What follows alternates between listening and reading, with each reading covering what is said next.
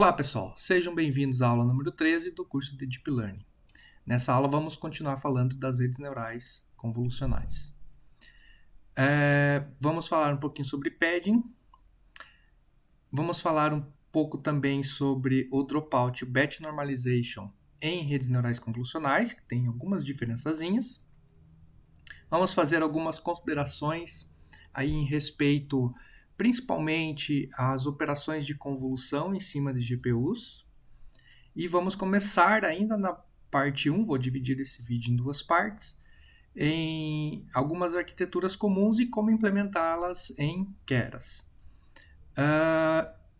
E na segunda parte do vídeo, a gente vai comentar aí sobre diversos modelos de redes neurais convolucionais que têm surgido durante os anos. E por fim, a ideia, que é uma ideia bastante central aí de Deep Learning, que é o Transfer Learning. O padding, a gente já comentou aula passada, mas é uma ideia de você preencher a imagem, né? Então a nossa imagem original aqui seria a azul, ok? E a gente vai fazer a convolução dessa imagem original com um filtro, como a gente comentou aula passada. Para que essa convolução resultasse em uma imagem do mesmo tamanho, ou até maior, é necessário você fazer um padding para fazer esse tipo de correção. Tá?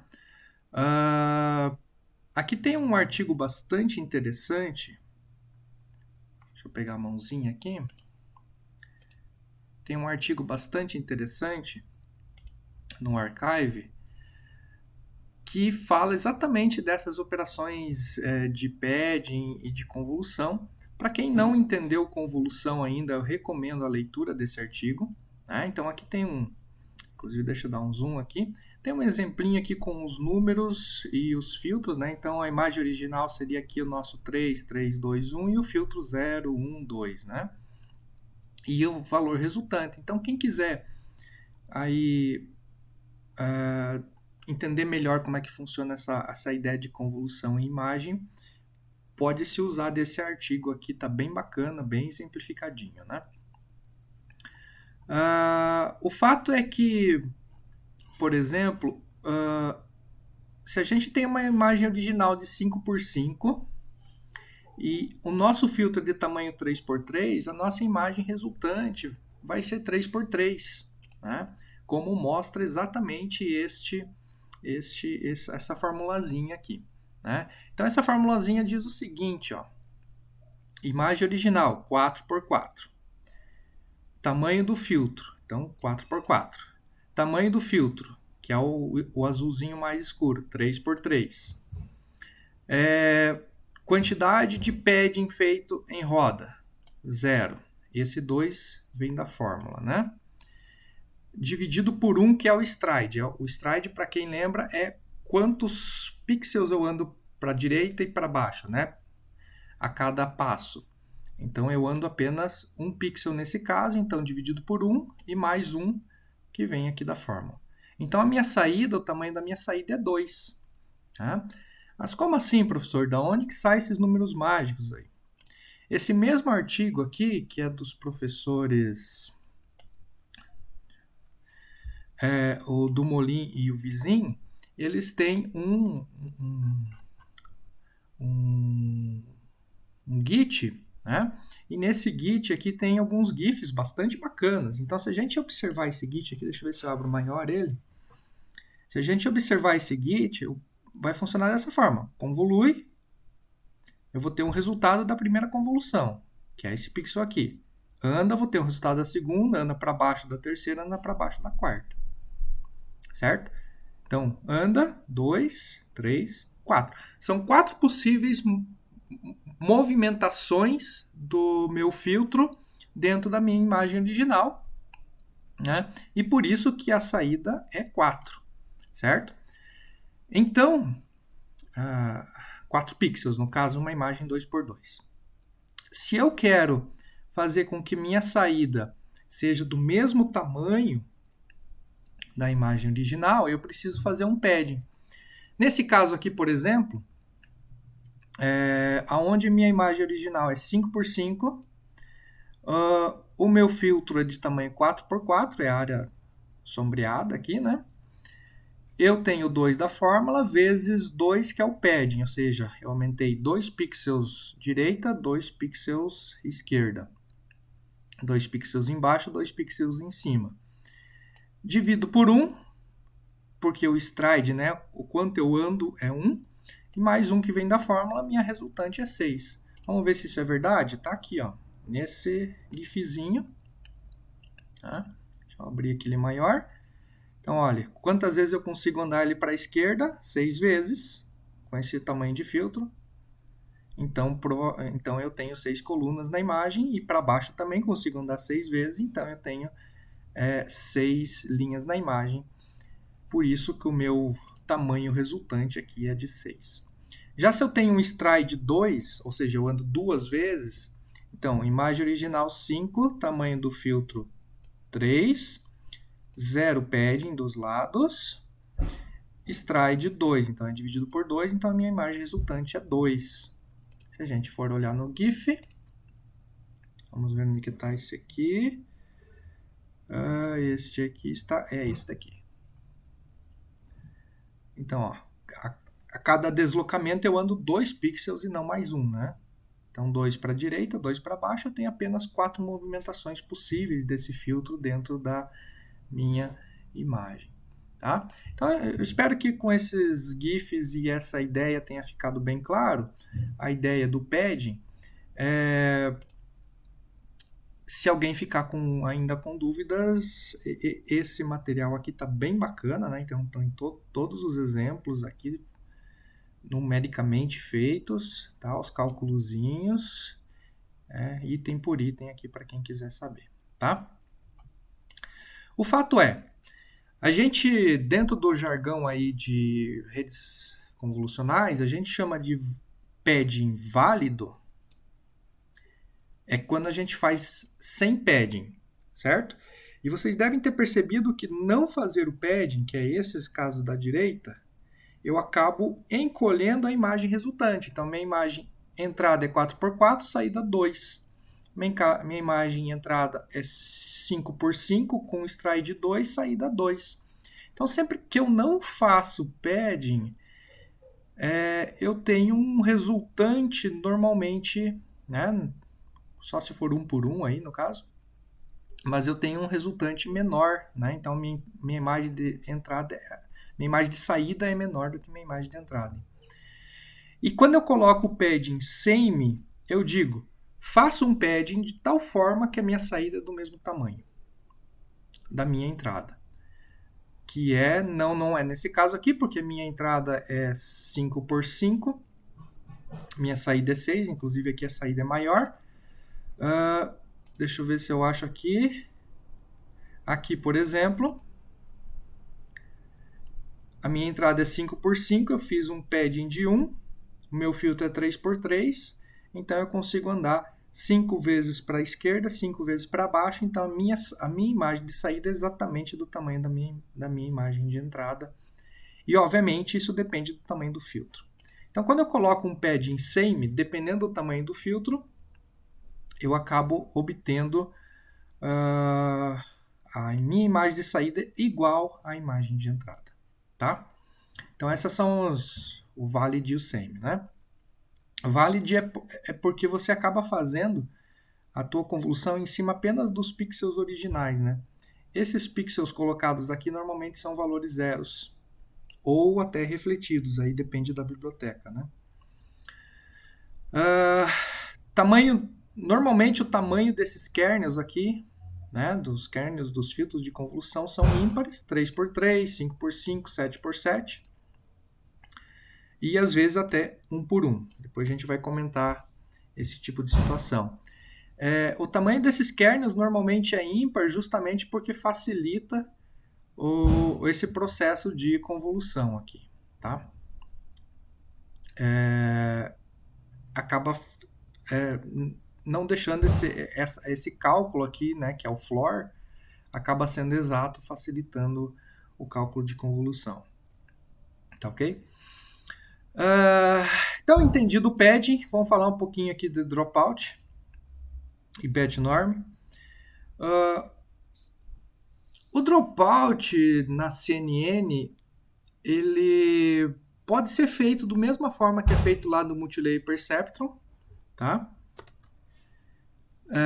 Então, o que acontece? Numa imagem, deixa eu tentar desenhar uma imagem aqui, né? Então, eu tenho um rosto de uma pessoa, uns olhos e uns olhos. Vocês lembram que o que a gente faz lá no dropout tradicional é desligar alguns neurônios.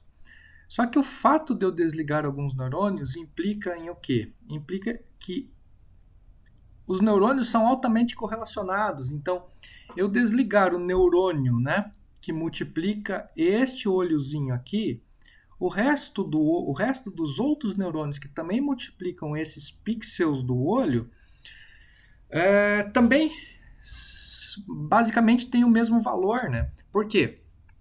A ideia é que numa imagem, os pixels vizinhos de um pixel de olho também sejam pixels de olho, certo?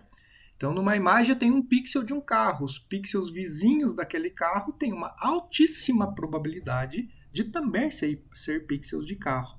Por isso que a gente fala que pixels adjacentes são altamente correlacionados, porque normalmente pixels vizinhos numa imagem representam o mesmo objeto, né?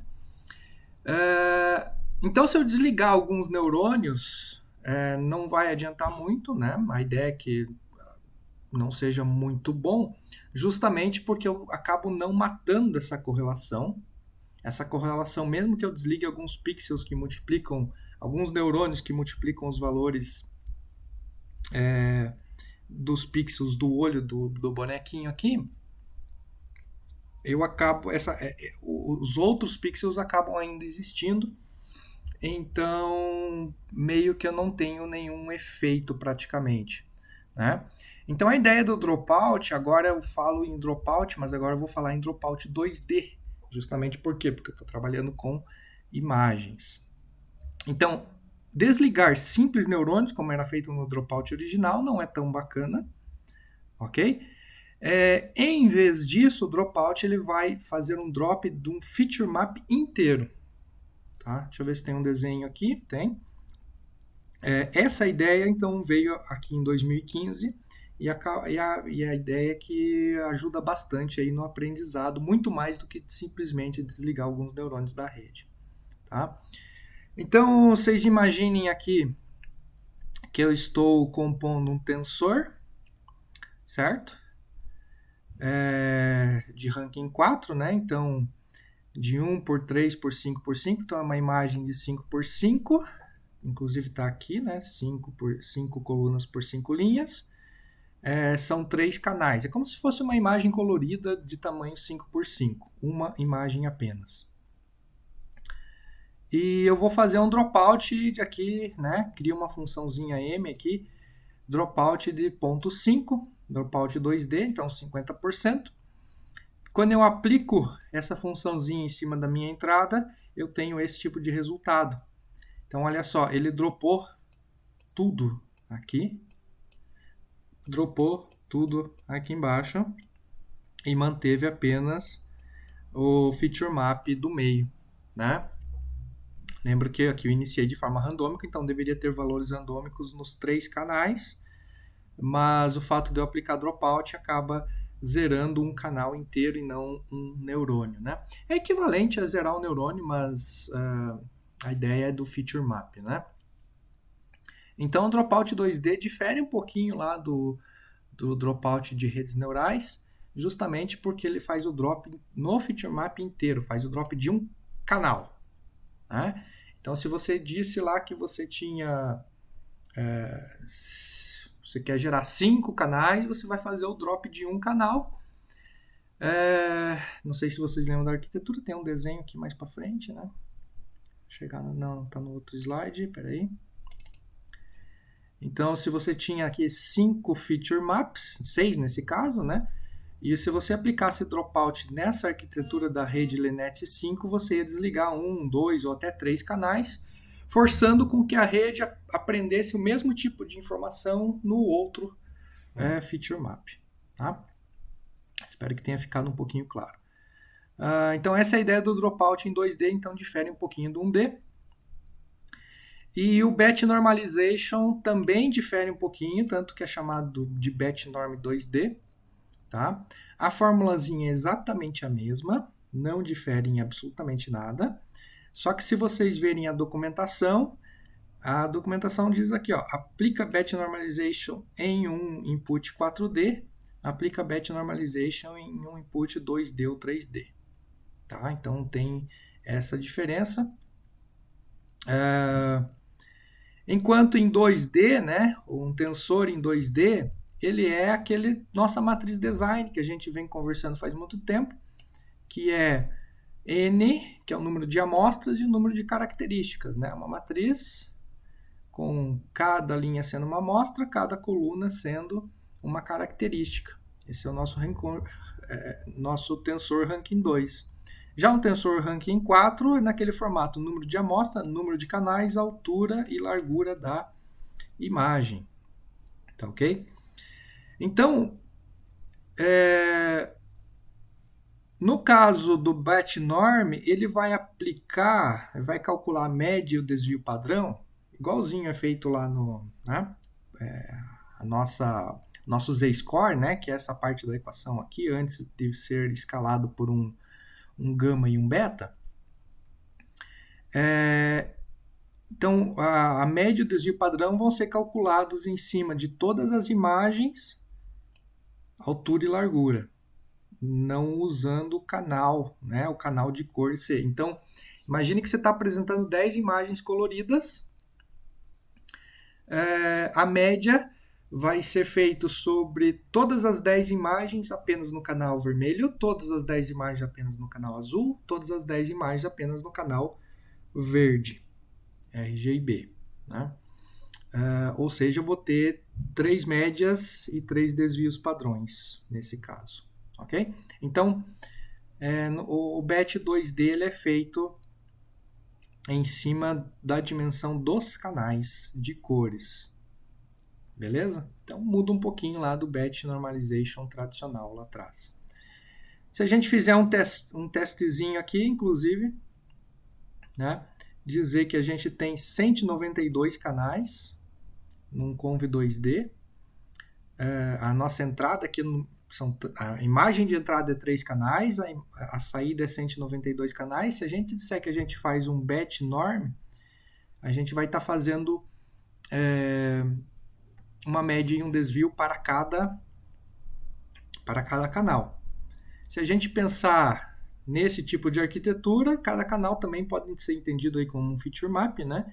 Então, a média e desvio se eu apresentar 10 imagens, eu vou pegar o feature map dessas 10 imagens, o feature map número 1 dessas 10 imagens, vou fazer média e desvio por coluna e por linha, obviamente, né?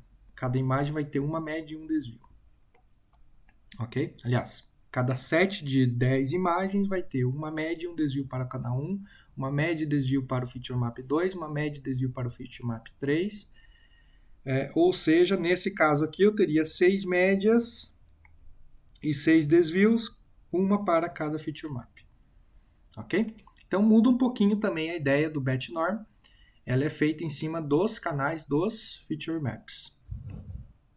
Lembrando que normalmente a gente chama canal quando é a imagem de entrada, né? Canais de cor, RGB, mas uma vez que ela esteja dentro da rede, acaba sendo, a gente já acaba mudando o nome para feature map, mas a ideia é exatamente a mesma, né? Porque uma imagem, por exemplo, em padrão Daikon, ela teria 50, 60 canais de entrada. Uma imagem em infravermelho pode ter muito mais de 3 canais, pode ter 10, 15, 20 canais de infravermelho, né? Então, normalmente a imagem colorida é RGB, então são 3 canais, que é depois transformada em 4 canais, por causa que são 6 canais nesse caso aqui, porque são 6 filtros, mas a gente poderia chamar de canais sem problema. Tá? Então essa é a diferença do Batch 2D para o Batch normal. Tá? Uma consideração rápida aí de redes neurais convolucionais em GPUs. O fato é, Aqui eu estou mostrando a operação matemática para vocês de como se faz uma operação de convolução, né? Inclusive está aqui nesse artiguinho, né? Operação de convolução, que vocês bem lembram, que é convoluir. Vamos achar aqui, né? Vamos achar aqui em cima, né?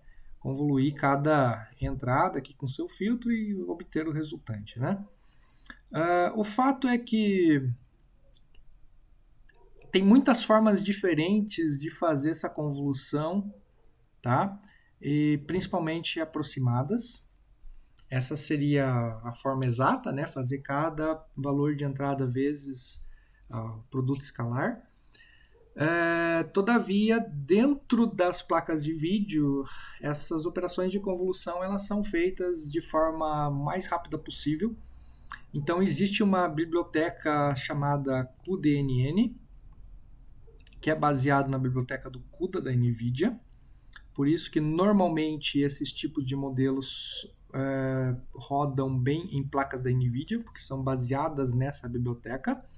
E essa biblioteca cuDNN ela implementa diferentes algoritmos de convolução, né? E aí, dependendo de como é teu data flow ali, de tamanho do teu batch, do tamanho do teu filtro de convolução, dependendo de um monte de coisas, a biblioteca cuDNN vai escolher um outro algoritmo para você que pode não ser o algoritmo exato. Quem já fez cursos de visão computacional sabe que essas convoluções podem ser feitas tanto no espaço como na frequência, fazendo Fourier, por exemplo. Tá? Então, talvez, dependendo do tamanho da tua imagem, dependendo da quantidade de imagem, dependendo do tamanho do filtro, a biblioteca cuDNN vai escolher fazer a convolução no domínio da frequência e não no domínio do espaço. Inclusive tem outros algoritmos aí que eu particularmente desconheço. Tá? Então, normalmente aí, se você for fazer uma convolução, treinar esses algoritmos na CPU e não na GPU, você vai ocupar bem mais espaço, né, do que na GPU. Tá? Na ordem aí de uma grandeza bastante significativa, inclusive, né? Porque os algoritmos da GPU implementados em cuDNN são extremamente otimizados. Tá? Se alguém tiver mais algumas dúvidas a respeito desse assunto, né, esse artigo aqui é bastante interessante, né? Fast algoritmos para convolução de redes neurais convolucionais. Mas a ideia central aqui é o seguinte: a convolução matemática é uma ideia, mas como ela é feita pelos engenheiros para otimizar tempo e otimizar memória lá dentro da placa de vídeo é determinada por essa biblioteca, que ela é uma biblioteca bastante baixo nível, né? Ok? Então essa biblioteca cuDNN ela é mais, no caso ela é uma biblioteca mais de engenharia, né? O engenheiro normalmente está preocupado com fazer as coisas rápidas, né? E obter e já o cientista ele está preocupado em ter reprodutibilidade, né? Então o cientista ele quer fazer um método. Essa é a diferença basicamente da ciência e da engenharia, né? O cientista ele está preocupado em criar o método e fazer com que outras pessoas possam reproduzir o seu método e seus resultados, né? Já o engenheiro ele está preocupado em deixar esse método o mais rápido possível, consumindo a menor quantidade de memória possível, né? Então a gente tem aí visões diferentes aí em cima de um mesmo assunto, que acaba sendo interessante, né? Tem pessoas que gostam mais desse lado da engenharia da coisa e tem gente que gosta mais do lado cientista da coisa, né? Como eu falei, né? Essa biblioteca ela determina qual algoritmo de convolução durante o tempo que você está usando, baseado justamente no tamanho dos seus dados, né? Quantas imagens, tamanho das imagens, tamanho do filtro e tudo mais. Se você for querer fazer alguma coisa e queira que os resultados sejam sempre iguaizinhos, é bom deixar lá no setar lá torte, backend, scudnn determinístico igual a true, porque daí você sempre vai usar o mesmo algoritmo. Porque se você pega esse código e roda numa máquina que usa um algoritmo, daí você roda na outra máquina, essa outra máquina vai usar outro algoritmo, talvez os resultados não sejam exatamente idênticos, porque talvez o algoritmo de convolução seja escolhido outro, né, durante o treino. Então você tem resultados aí levemente diferentes, embora nunca tenha visto problemas com isso, né? Tá ok? E aí, né, a gente já falou sobre padding, já falou sobre dropout e batch normalization, já falamos sobre aí algumas considerações de algumas bibliotecas de convolução. Agora vamos entrar na ideia das arquiteturas. As arquiteturas é o seguinte, tem várias arquiteturas que a gente poderia olhar, né? Esse artigo de 2016 até já comentei sobre ele, né? Aqui o tamanho da bolinha indica a quantidade de parâmetros que essas arquiteturas têm, então o VGG19 seria a arquitetura com mais parâmetros, enquanto a gente tem arquiteturas relativamente bem pequenas, com uma taxa de acerto top 1, inclusive, bastante, até melhores do que uma arquitetura muito grande, né?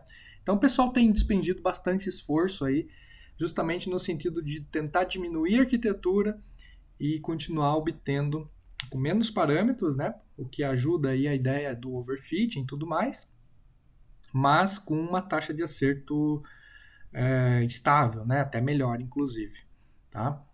Aqui o mesmo slide. Eu gostaria de começar, na verdade, usar um outro material.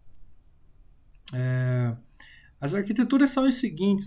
Lá em 1998, a Linete 5, né, que foi aquela primeira que eu mostrei para vocês aí, né, foi desenvolvida.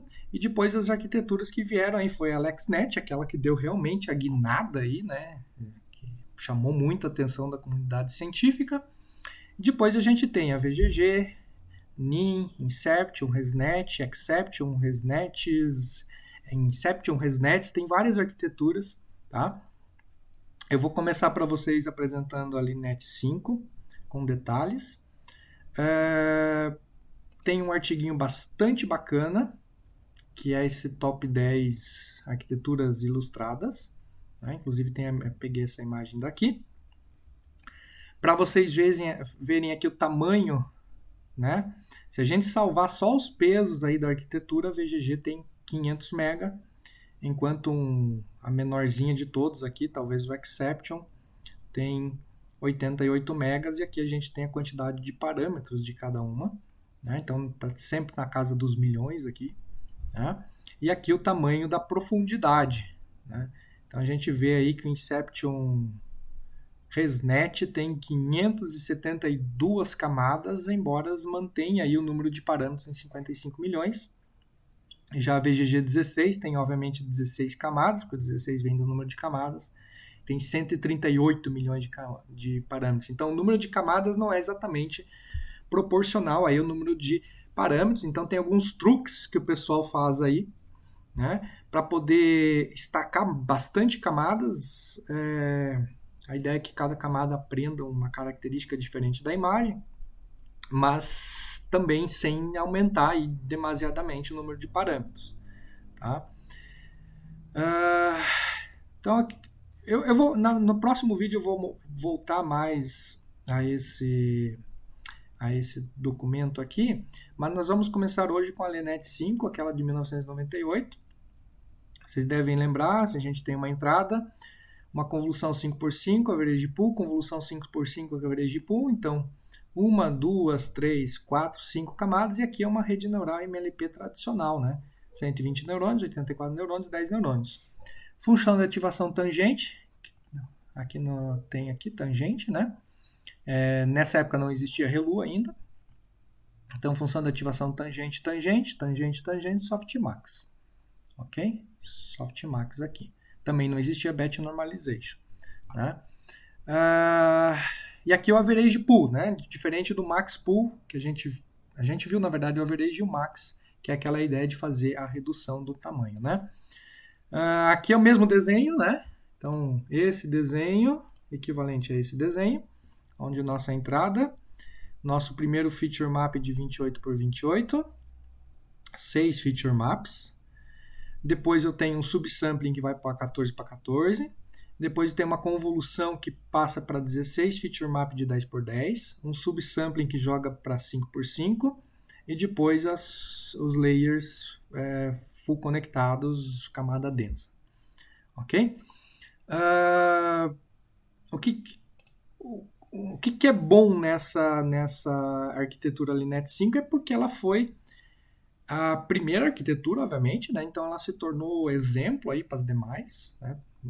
As demais arquiteturas são inspiradas nela, né? E ela é a primeira que traz essa ideia de destacar convolução, pooling, convolução, pooling, embora só tenha 2 stacks, né? Mas então a ideia de convolução, pooling e uma rede neural tradicional no fim foi o primeiro artigo que trouxe, e essa rede tem 60 mil parâmetros, é bem pequenininha, né, se comparada às demais, tá? Ian LeCun, Yoshia Bengio, Léo Butou e Patrick Raffer, né, 1998. O que eu quero mostrar para vocês? Como que implementa, né, em Keras. Aqui eu tenho aberto, deixa eu fazer um reconnect aqui, tá? Então em Keras, tradicionalmente nossos imports, nada demais. Vamos lá. Abrindo o dataset, estou usando o Fashion Init de novo, né? Por conveniência, é mais fácil de abrir, né? Obviamente, se vocês forem usar o dataset de vocês, tem que fazer as funções aqui para abrir o dataset. Normalizando os dados, já dividindo em x-treino e x-test, dividindo por 255 para ficar 0 e 1. Quantidade de amostra, 60 mil na base de treino, 10 mil na base de teste, imagem de tamanho de entrada 28 por 28, tá? Ela não é 32 por 32, então eu tive que fazer uma adaptaçãozinha, porque a imagem original aqui pelo Linet seria 32 por 32, mas ok. Só que eu vou ter que fazer um reshape disso, tá? Por quê? Uma das coisas que a gente vai usar aqui, ó, no TF Keras Layers é o Conv2D. O Conv2D é um layer, a gente viu na documentação, né, TF Keras Layer Conv2D. Se a gente vir na documentação, a gente vem aqui, ó, Input Shape. Eu espero um tensor do tipo 4D, ok? Só que eu tenho, no momento, um tensor de 3D, que é número de amostras, altura, largura. Faltou o número de canais. Então, tem que fazer um reshape dessas coisas aqui para transformar o do tensor 3D para um tensor 4D, inserindo esse único canal aqui. No fim das contas, não vai fazer diferença nenhuma. Eu só estou mudando como, né, em vez de estar num cubo, está num hipercubo de 4 dimensões, com uma dimensão a mais aqui. Tá? Professor, mas esse 1 não deveria ser aqui na frente? Depende, você tem que ler a documentação, e a documentação diz o seguinte, né? Batch size, channels, whose call, se o formato for channels fist, ou batch size, whose call channels, que é o que a gente está usando, né? Ó, batch size, altura, largura, canais, batch size, altura, largura, canais, channels fist. Qual que é o default? Se a gente vir aqui, achar o parâmetro channels fist, cadê? Sumiu? Estou cego.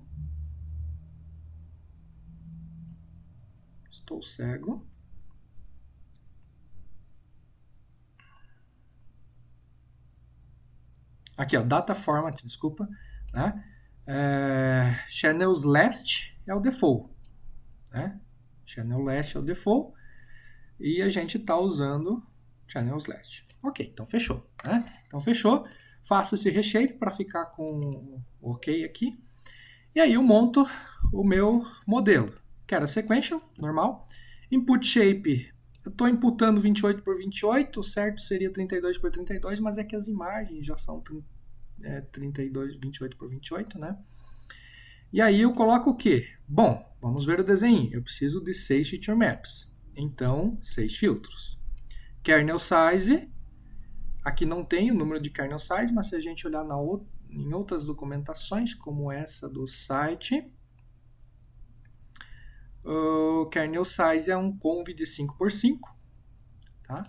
Então, kernel size 5x5. Padding same. O certo seria valid se fosse 32 por 32, mas eu coloquei same aqui, lembrando que o padding same, vamos voltar na documentação, padding same é o padding onde a saída é igual ao tamanho da entrada. Tá? Como eu desejo uma saída de 28 por 28 e a entrada é 28 por 28, então coloco padding same. Tá? Se fosse valid, ia diminuir 2 aqui. E função de ativação, como vocês podem ver na documentação, ela é a tangente, não é a relu. Ok? Então, função de ativação tangente. E aí, average pool de 2 por 2, strides 2, né? Andando quadradinhos de 2 por 2, andando de 2 em 2, fazendo média, que é exatamente o que a gente tem aqui, average pool de 2 por 2. Então, conv, average pool, conv, average pool. O segundo conv tem 16 filtros. O segundo conv tem 16 filtros. Ele também é um conv de 5x5. Também é um conv de 5x5. Stride 1. Vê que eu nem coloquei o stride aqui em cima. Na verdade, o stride 1 é padrão, né?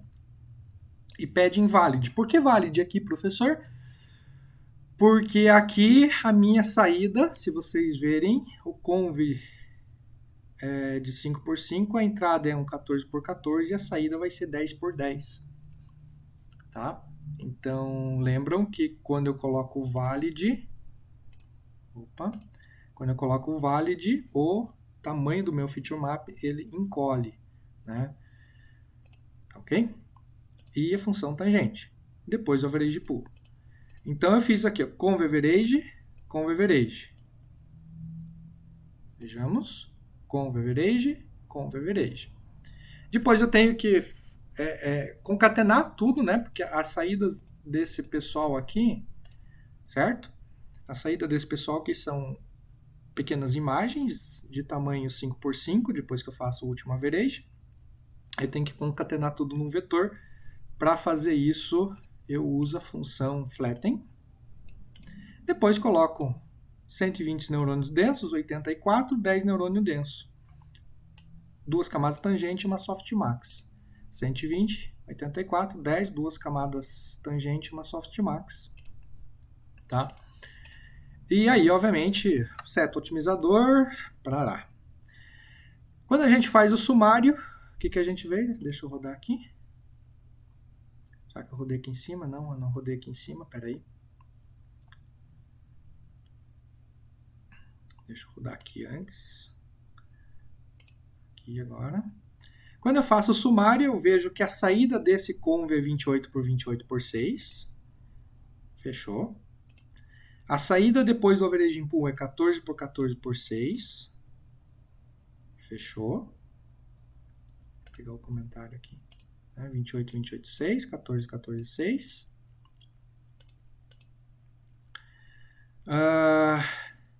A saída do segundo conv 2D é 10, 10, 16. 10, 10, 16. A saída depois do average pool do próximo, né? 5, 5, 16. 5, 5, 16. E aí eu tenho 120, 84 e 10, né? Depois que eu flatenizo, 120, 84 e 10. Ok? Então fechou. Número de parâmetros total, 61 mil, o que fecha exatamente aqui, ó, cerca de 60 mil parâmetros. Beleza? Então, se a gente treinar isso aqui, treinamento normal, né? Batch size. Ah, professor, mas se a entrada é 4D, né? Lá o tensor tem que ser 4. Por que aqui o shape é definido com 3? Porque aqui eu não incluo o bed size. O bed size vai entrar apenas aqui na hora do fit, né? Tá? Então tá treinando. Obviamente 5 épocas é pouco, né? Você vê que tem um aumento até substancial aqui. Acurácia, loss, tudo igualzinho. Não muda absolutamente nada. O que muda apenas é a construção da rede. Tá? Então construímos aqui a nossa primeira rede, tá? Que é a Linet 5. Então eu vou parar por aqui e a próxima aula a gente passa para LexNet e outros modelos. Até mais.